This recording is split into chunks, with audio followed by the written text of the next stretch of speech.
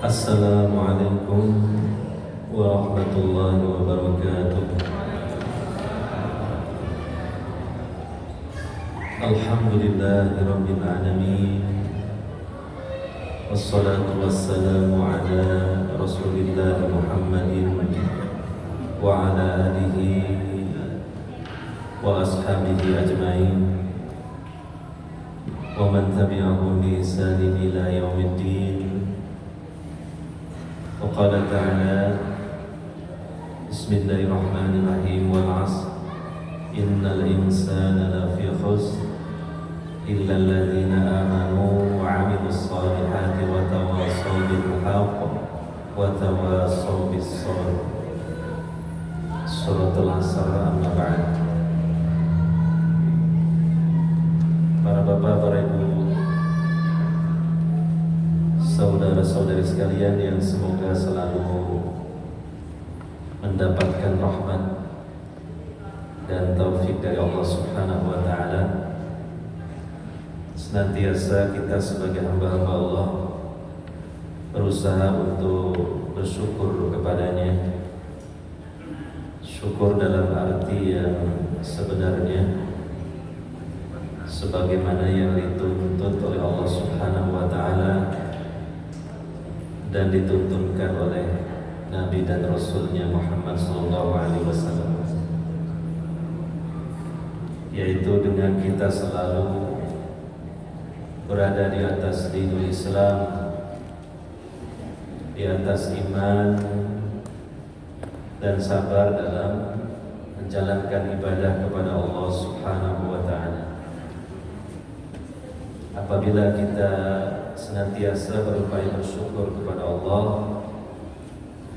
maka segala nikmat karunia yang telah Allah berikan kepada kita akan tetap di sisi kita, dan apa yang belum kita dapatkan insyaallah akan didatangkan oleh Allah Subhanahu wa taala. Allah berfirman, la in syakartum la azidannakum wa la in kafartum inna adabi lasyadid. Sungguh jika kalian bersyukur, aku akan tambahkan nikmat-nikmatku kepada kalian. Tapi kalau kalian tidak bersyukur, ingat siksaanku sangat pedih. Alhamdulillah, pada kesempatan kali ini bagian dari bersyukur kepada Allah Subhanahu wa taala, kita hadir di masjid ini untuk melaksanakan sholat fardu, terutama sholat maghrib dan isya, dan juga hadir di majelis ini untuk talabul ilmi mempelajari peraturan-peraturan Allah Subhanahu wa taala, syariat Allah Subhanahu wa taala yang tercakup dalam dinul Islam yang bersumber dari Al-Qur'an dan sunnah Nabi sallallahu alaihi wasallam. Semoga kehadiran kita di sini, mulai dari kita berangkat dari rumah kita hingga sampai nanti kita kembali ke rumah kita lagi, dosa-dosa kita diampuni oleh Allah Subhanahu wa taala. Derajat kita dinaikkan oleh Allah Subhanahu wa taala, ditambahkan pahalanya, ilmunya dan juga imannya. Hadirin dan hadirat yang dimuliakan oleh Allah Subhanahu wa taala, kita ikuti lagi bersama-sama pembahasan kitab Al-Adabul Mufrad yang disusun oleh Imam Al-Bukhari rahimahullah. Bab 150 tentang namimah, mengadu domba, tindakan provokasi. Ini akhlak yang buruk, perbuatan yang tercela, dapat menimbulkan permusuhan, mengoyak rajutan ukhuwah Islamiyah imaniyah bahkan mungkin bisa mengoyak rajutan tali silaturahim. Oleh karenanya kita berhati-hati untuk tidak jatuh dalam perbuatan namimah. Kalau sudah terjadi ya kita bertaubat kepada Allah Subhanahu wa taala, dan ke depan kita lebih berhati-hati lagi untuk bisa menghindarinya. Disebutkan dalam bab tersebut hadis pertama dari Hammam, beliau mengatakan kunna ma'a Hudzaifah faqila lahu inna rajulan yarfa'ul haditsa ila Utsman faqala Hudzaifatu sami'tu an-nabiyya sallallahu alaihi wasallam yaqul la yadkhulul jannata qattatun. Kami pernah bersama sahabat Hudzaifah ibnu Yaman radhiyallahu anhu. Lalu dikatakan kepada beliau bahwa seseorang menggunjing di hadapan Utsman. Nah, jadi adalah bagian dari tindakan namimah. Makanya segala ucapan yang disampaikan oleh saudara kita jangan selalu disampaikan lagi kepada yang lain. Hendaknya kita pertimbangkan maslahatnya, mudaratnya, efeknya. Apakah mendatangkan maslahat? Kalau iya, ya sampaikan. Kalau mendatangkan mafsadah, jangan disampaikan. Sebab itu khawatir jatuh dalam perbuatan namimah, mengadu domba, lapor-lapor, cerita-cerita. Padahal bisa jadi yang cerita itu inginnya jangan disampaikan ke yang lain. Ataupun kalaupun tidak ada indikasi untuk tidak disampaikan kepada yang lain, maka kita punya pertimbangan. Sekiranya perkataan ini menjadi sebab terjadinya permusuhan, ya di save saja di benak kita, disimpan saja di pikiran kita, jangan disampaikan. Makanya Nabi SAW memberikan satu tuntunan kepada kita dalam masalah perkataan-perkataan. Beliau mengatakan la yu'minu ahadukum, atau man kana yu'minu billah wal yaumil akhir falyaqul khairan aw liyasmut. Barang siapa yang beriman kepada Allah dan akhirat, maka dia wajib berkata yang baik. Kalau tidak, pilihannya baru diam. Kata Imam Syafi'i rahimahullah ketika beliau menjelaskan sabda Nabi SAW tersebut, apabila kita akan mengatakan sesuatu, pertimbangkanlah terlebih dahulu, pikir-pikirlah terlebih dahulu. Jangan istilahnya asbun, asal bunyi. Kalau memang prediksi kuatnya mendatangkan manfaat, maslahat, maka katakan. Tapi kalau ditimbang-timbang ternyata prediksi kuatnya menimbulkan keburukan, mafsadah, menjadi sebab terjadinya permusuhan, maka jangan dikatakan. Dan kalau setelah dipertimbangkan bingung antara maslahat dan mafsadahnya, mana yang lebih kuat, maka lebih hati-hati diam saja. Itu kata Imam Syafi'i rahimahullahu ta'ala. Apalagi ketika kita menyampaikannya di depan forum yang lebih luas. Tapi yang namanya manusia ya kadang terpeleset lidahnya, tergelincir dalam ucapannya, maka tidak ada salahnya untuk meralat ucapan, mencabut kembali, menarik kembali ucapannya, atau menjelaskan mohon maaf ucapan saya tadi salah, keliru, saya minta maaf. Itu bisa saja seperti itu. Kalau memang ternyata ucapan itu setelah disampaikan menimbulkan mafsadah, menimbulkan mudarat, menimbulkan permusuhan ataupun keburukan-keburukan yang lain. Nah, ini di hadapan Hudzaifah bin Yaman ada seseorang menyampaikan kepada sahabat Utsman bin Affan, mungkin ketika itu beliau sebagai khalifahnya, menceritakan si fulan ini begini, kejelekannya begini. Nah, apa maksudnya, apa tujuannya? Maka kalau hanya menyampaikan keburukan-keburukan begitu saja kepada orang lain, apalagi di depan banyak orang, maka ini bisa menjadi sebab terjadinya permusuhan. Maka ini bisa masuk kategori namimah, mengadu domba. Maka sahabat Hudzaifah bin Yaman, beliau berkata, aku mendengar Nabi sallallahu alaihi wasallam pernah bersabda, la yadkhulul jannata qattatun, ya, tidak masuk surga orang yang suka mengadu domba.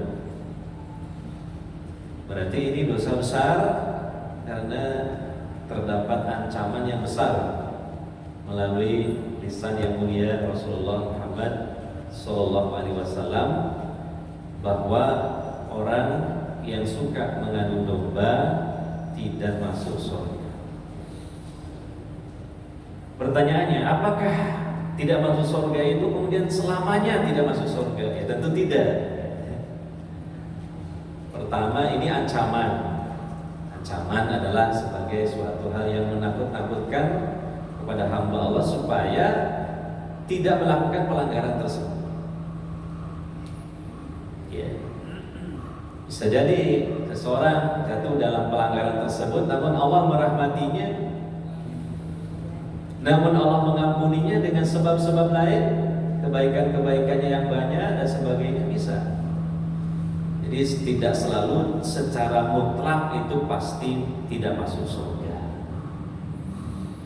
Yang kedua, seandainya memang dengan sebab perbuatan namimah atau mengadu domba itu Allah tidak mengampuni dosanya dan memasukkannya ke dalam neraka, artinya tidak masukkannya ke dalam surga, maka selagi orang itu mukmin tidak kekal di dalam neraka, ada syafaat Allah. Ya, jadi kalimat-kalimat dalam Al-Quran maupun hadis yang dimaksud tidak masuk surga itu, lihat dulu. Kalau perbuatan itu masuk kategori kufur, syirik, nifaq akbar, ya, bisa memang masuk tidak masuk surga selamanya. Tapi kalau itu kategorinya kufur kecil, syirik kecil, nifaq kecil, ya tentunya bukan berarti dipahami masuk ke dalam neraka, tidak masuk ke dalam surga selamanya. Ya, sebab apa? Allah berfirman di surah An-Nisa ayat 48, innallaha la yaghfiru ayyushraka bihi wa yaghfiru ma duna dzalika liman yasha. Sesungguhnya Allah tidak mengampuni dosa syirik, tapi mengampuni dosa-dosa yang lain di bawah syirik bagi siapa yang Allah kehendaki. Nah, mengadu domba ini tentu dosa di bawah syirik. Jadi bisa saja Allah menghendaki mengampuninya, bisa saja Allah tidak mengampuninya, masuk ke dalam neraka. Tapi kalau dia beriman, tidak kekal di dalam neraka.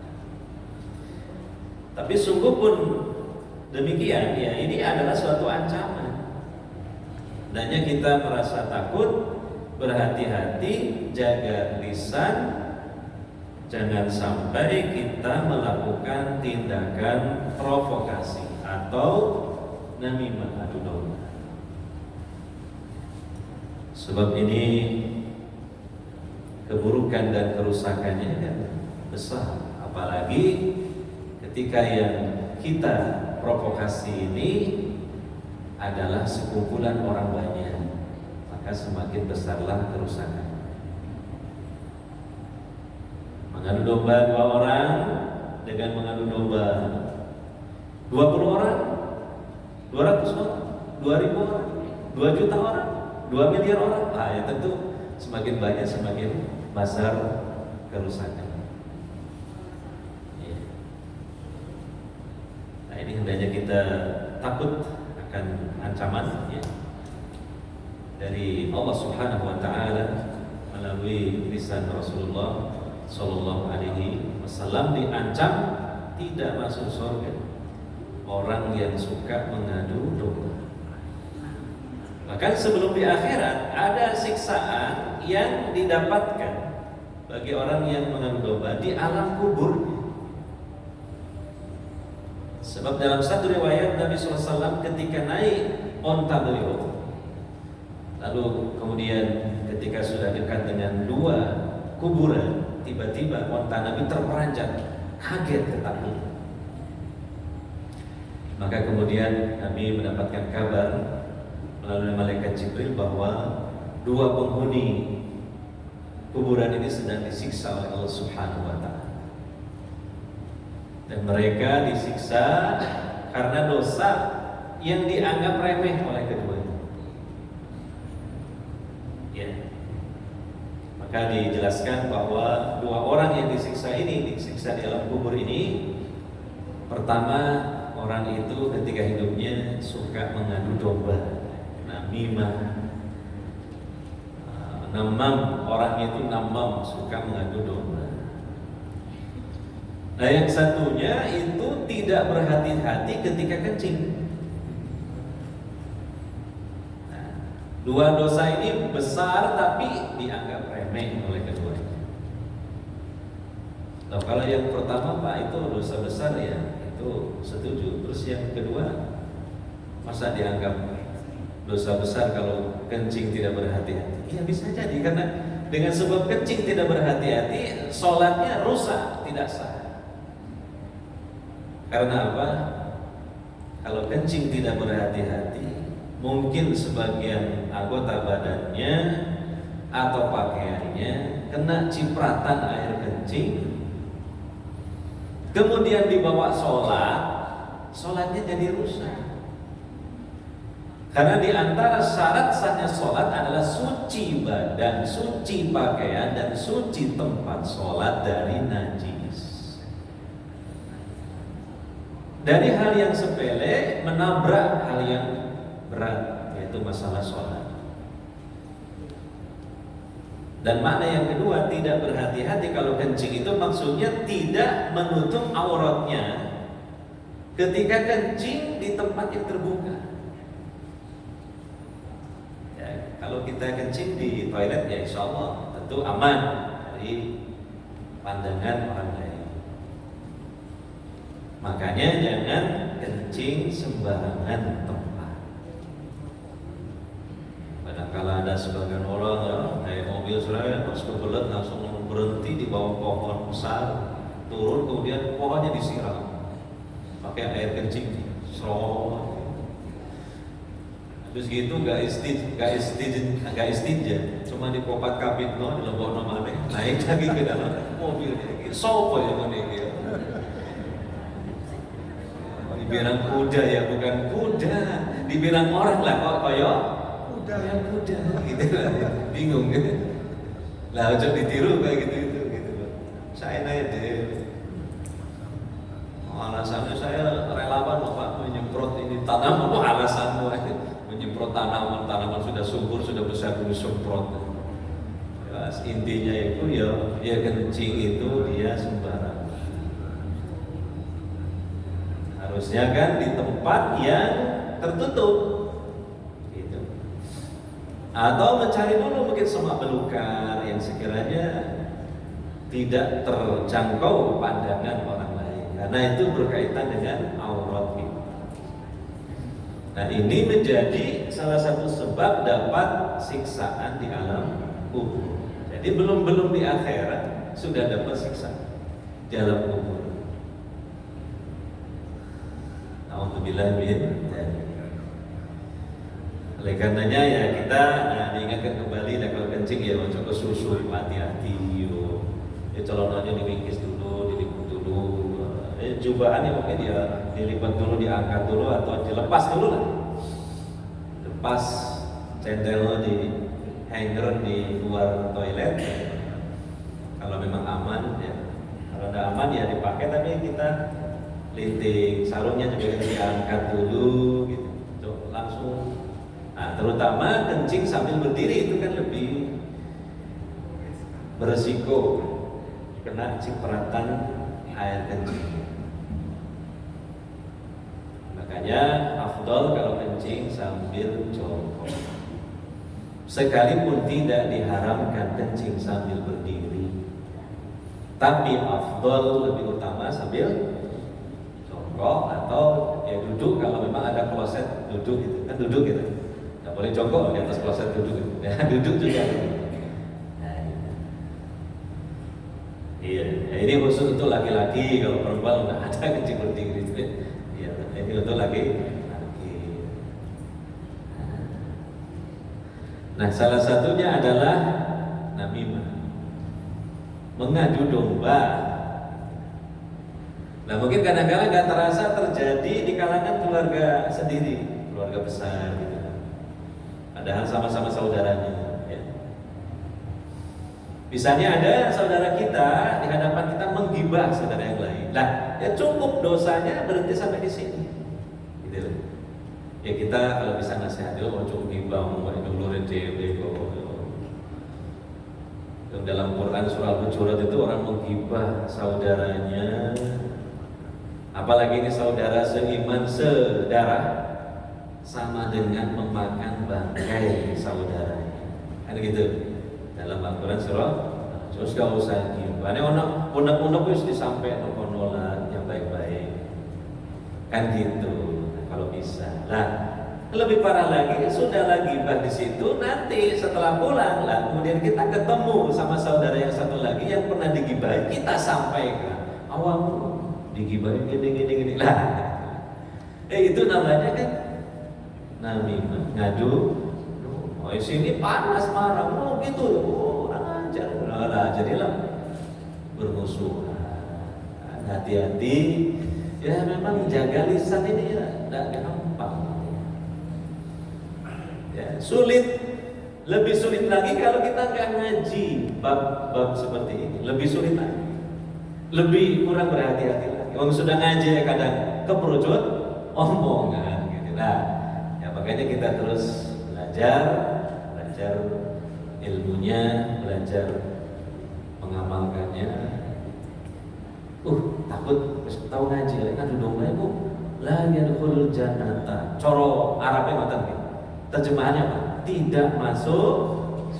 Bahkan di alam kuburnya mendapatkan apa? Siksa.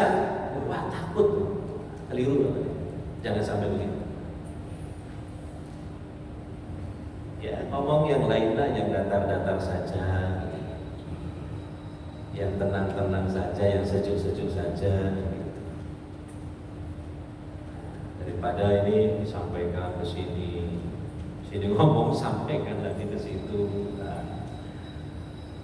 yang justru kita dalam Al-Quran itu diperintahkan untuk islah, mendamaikan. Nah, kebalikan dari namimah. Nah, islah itu pahalanya sangat besar karena memang berat islah itu. Kita mengislah dua saudara A sama B, kita berada di tengah-tengah. Tidak memihak salah satunya, tapi memihak dua-duanya, kan gitu. Terkadang namanya orang mengislah itu apa? Sama si A kita dimusuhi karena dianggap belani si B, sama si B kita dimusuhi karena dianggap belani si A. Itu risikonya orang Islam. Makanya harus sabar.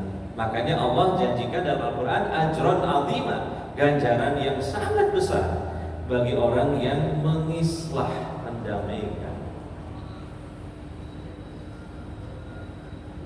Bukan malah kok jadi namam, mengadu domba.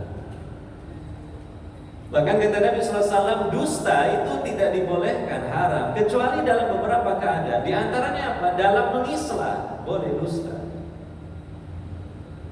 Sekalipun menurut sebagian ulama dustanya bukan dusta yang soriyah, tapi dengan namanya tauriyah.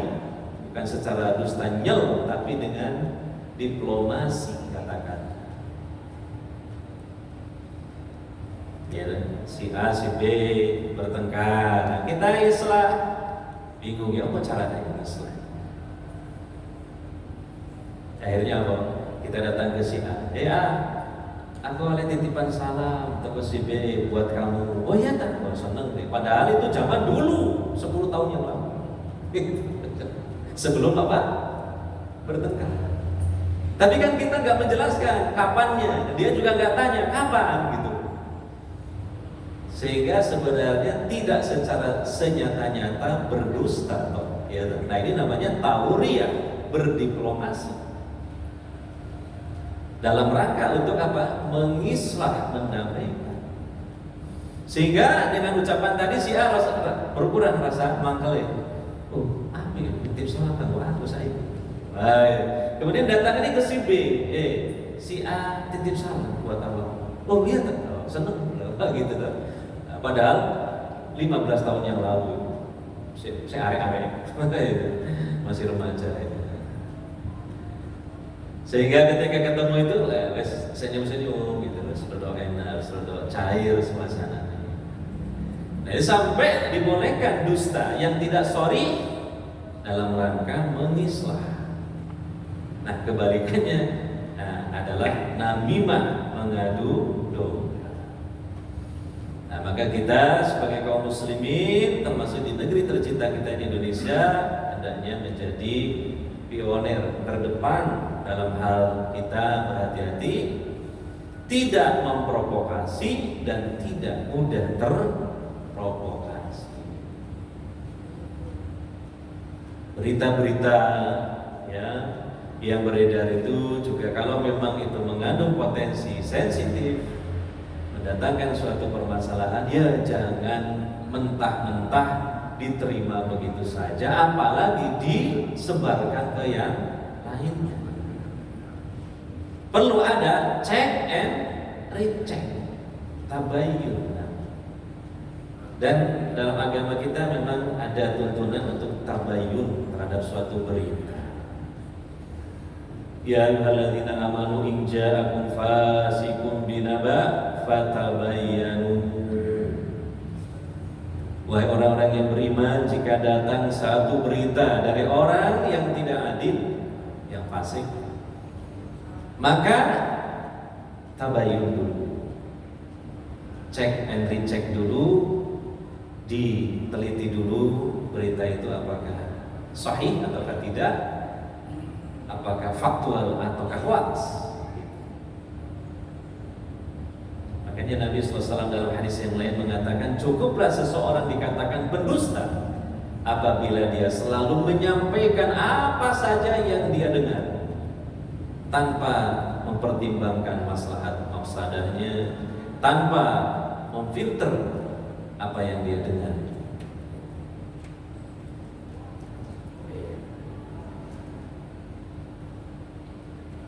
Dan urusan-urusan yang besar-besar kan sudah ada ahlinya, kita serahkan kepada ahli. Tentang masalah mungkin pemerintahan lah, tentang mungkin kebijakan-kebijakan yang sifatnya bersifat masif, ya, berita-berita berkaitan dengan urusan khalayak luas, ya, kita serahkan kepada penguasa, pemimpin kita. Jangan langsung kita sebar. Oh ini nanti tahun 2025 ini ya, bulan ini tanggal 9 Pulau Jawa ini nanti akan terkena tsunami megatrust ini, beritanya sebar, takut semua. Nah, itu kan urusannya siapa? Ulil amri, ya, pemerintah dengan ahli-ahlinya, timnya yang memberikan instruksi dan sebagainya, itu kewenangan pemerintah. Nah kita ini rakyat ya, menunggu-nunggu saja. Sudah ada orang yang memang menangani di bidang tersebut. Ya.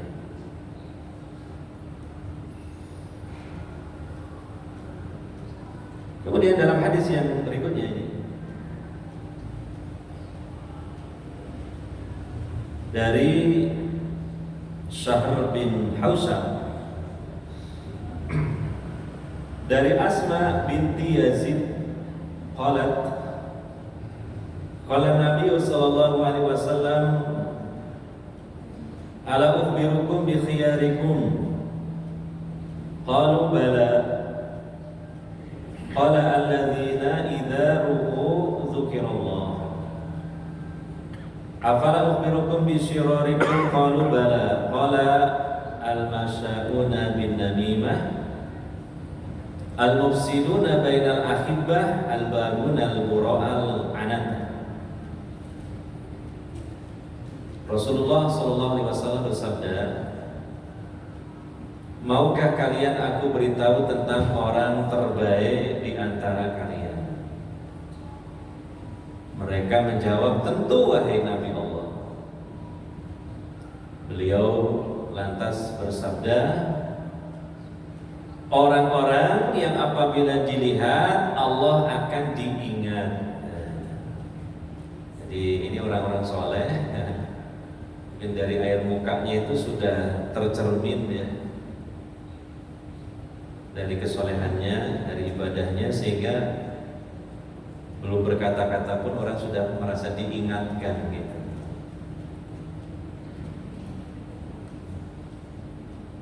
Jadi orangnya ya tenang, tawadhu, orangnya ya tidak sembarangan bicara, sehingga ketika orang lain melihatnya itu ya merasa adem. Ya diingatkan kepada Allah.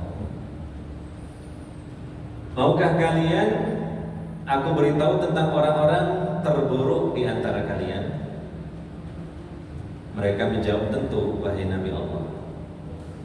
Beliau bersabda, orang terburuk adalah mereka yang berjalan ke sana sini sambil mengadu domba.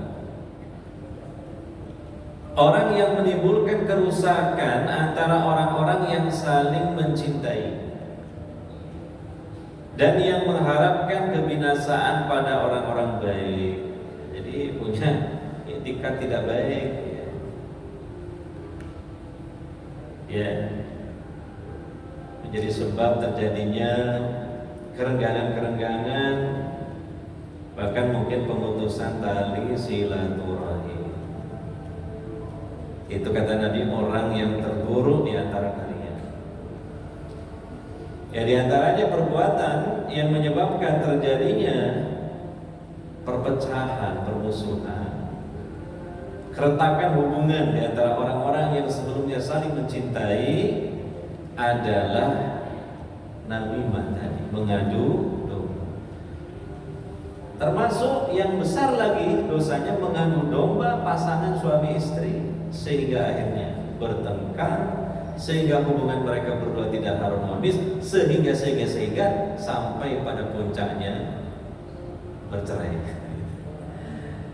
Nah ini suatu perbuatan yang sangat dibenci oleh Allah, tapi sangat disukai oleh iblis. Sampai iblis menyiapkan mahkota kehormatan untuk prestasi yang ini saja, bukan untuk yang lain. Ketika bala tentara iblis melaporkan hasil pekerjaannya kepada iblis, saya sudah begini, saya sudah begini, saya sudah begini. Iblis merasa belum puas. Kamu belum berbuat apa-apa. Nah, sebelum kamu bisa memisahkan hubungan suami istri yang sebelumnya harmonis, maka yang bisa memisahkan suami istri itu diberi mahkota kehormatan dari iblis. Nah, maka kita manusia ini jangan membantu pasukan iblis menyukseskan programnya untuk mendapatkan mahkota kehormatan. Apa untungnya buat kita? Merusak hubungan rumah tangga orang. Ya, ada seorang wanita datang ke rumah kita, ngobrol sama istri kita, kemudian dia ada wanita ini cerita-cerita kejelekan suaminya gini. Lah itu nggak benar wanita seperti ini. Ya kalau bisa dinasehati, ditegur wanita seperti ini. kalau bisa. Bukan malah kemudian didengerin, direkam. Habis gitu kita ketemu suami dari wanita itu, kita laporkan. Kalau suami istrimu ke rumahku ini, awakmu ini. Nah, berarti kita apa? Namam aja, mengadu domba. Iya. Segala hal mau dilapor-laporkan saja kepada yang bersangkutan.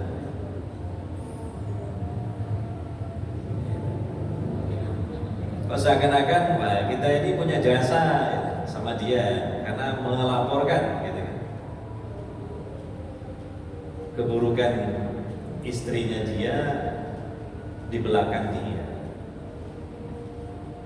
Padahal tidak demikian, ada perlu disampaikan. Yang perlu itu sampaikan langsung kepada wanita itu, dinasehati. Kamu kok sekedar menggibah saja, nggak boleh, apalagi suamimu. Kalau ingin menasehati suami itu bukan begitu caranya.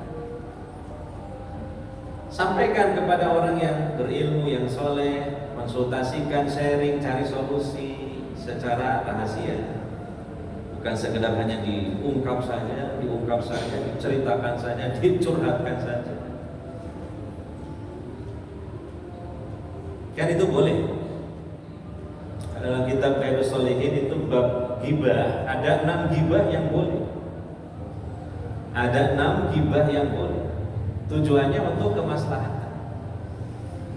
Di antaranya seorang istri wanita menceritakan kesalahan suaminya kepada orang yang diharapkan bisa memberikan solusi. Bukan semata-mata menggibah, terpaksa menceritakan supaya jelas permasalahannya. Nah, ini dalilnya adalah suatu ketika Nabi SAW didatangi oleh Hindun binti Utbah, mengadukan kepada Nabi SAW tentang kebakhilan suaminya. Suaminya bakhil, duitnya gak tahu lugur nama bojone. Padahal duitnya banyak. Lah kita ini jadinya sengsara, terlantar, gimana? Gak dinafkahi. Padahal suami saya uangnya banyak. Terpaksa kan ngomong begitu. Kalau nggak ngomong gitu kan nggak jelas permasalahannya. Maka apa kata Nabi SAW? Ya sudah, kalau begitu kamu boleh mengambil uang suamimu secara ma'ruf, sesuai dengan keperluanmu saja. Selesai masalah. Nah, itu contoh kalau memang terpaksa ghibah yang dibolehkan. Bukan cuma sekedar melapor, sekedar curhat, cerita, lah itu ghibah. Lah kalau ini ghibah disampaikan kepada yang besar, namanya apa? Namimah, mengadu domba. Oh, kamu itu suaminya marah. Ternyata ya di belakang saya berkhianat. Macam-macam kata-kata. Lainnya jadi apa? Bertengkar, ribut. Wah, suaminya punya pikiran, jangan-jangan ke yang lain juga begitu ya. Gitu. Itu baru ke satu orang. Yang lainnya gimana? Yang lainnya gimana? Ternyata istriku bermuka dua. Nah, nanti ada bab bermuka dua di sini. Di depan saya baik, orangnya kelihatan taat, ternyata di belakang saya kejelekan saya di sebar-sebar. Nah, ini kan jadi cekcok berat seperti ini. Gara-gara apa? Dilaporkan kepada suami. Kok nggak dilaporkan? Ya sudah, nggak ada masalah. Tinggal nanti ini dibenahi, gitu. Ada caranya. Makanya kata Nabi SAW, agama Islam itu nasihat, ad-dinu an-nasihat. Apa artinya nasihat itu? Kata para ulama ada 2 maknanya nasihat itu. Pertama, kholaso, artinya murni jernih. Nasihat itu karena Allah, ikhlas, bukan karena dengki, bukan karena sentimen, tapi ikhlas karena Allah, bagian dari kasih sayang. Kalau tidak seperti itu bukan nasihat namanya. Lah yang kedua, apa maknanya nasihat itu? Kata para ulama, khoto, menjahit. Seperti seseorang menjahit kain yang sobek.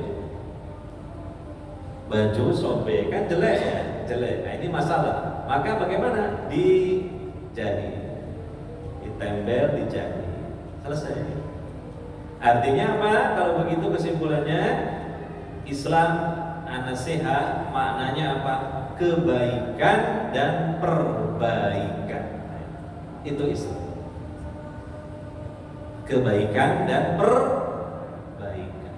Menyampaikan kebaikan, mendukung kebaikan, mengupayakan perbaikan. Nah, itu namanya Islam. Ajaran, inti ajaran Islam. Jadi artinya kalau ada masalah bukan cuma dipermasalahkan, bukan juga kemudian hanya dibahas-bahas, disebar-sebarkan sehingga semakin memperbesar masalah, tapi adalah diusahakan solusi yang terbaik, menyelesaikan masalah tanpa masalah. Itu namanya semboyan apa? Pegadaian. Ya, tapi mirip begitu. Itu bagus, itu semboyannya bagus. Itu intisari dari Islam.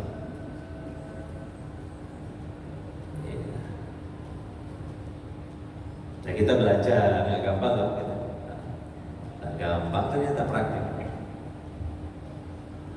Kita juga harus bisa ikhlas, itu tadi. Nasihat itu khalasoh, harus ikhlas. Dan yang kedua, ya harus apa? Mengendalikan diri untuk tidak egois dan tidak emosional. Ya gak gampang, tapi juga ya kita belajar sehingga kita akan mendapatkan kebaikan, bahkan dirasakan oleh semuanya.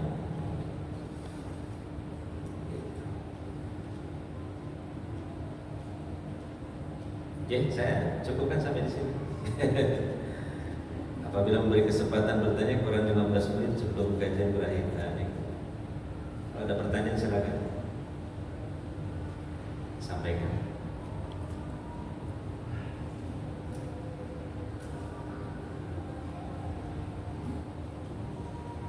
Kalau tidak ada, kita cukupkan sampai di sini. Alhamdulillahirabbil alamin.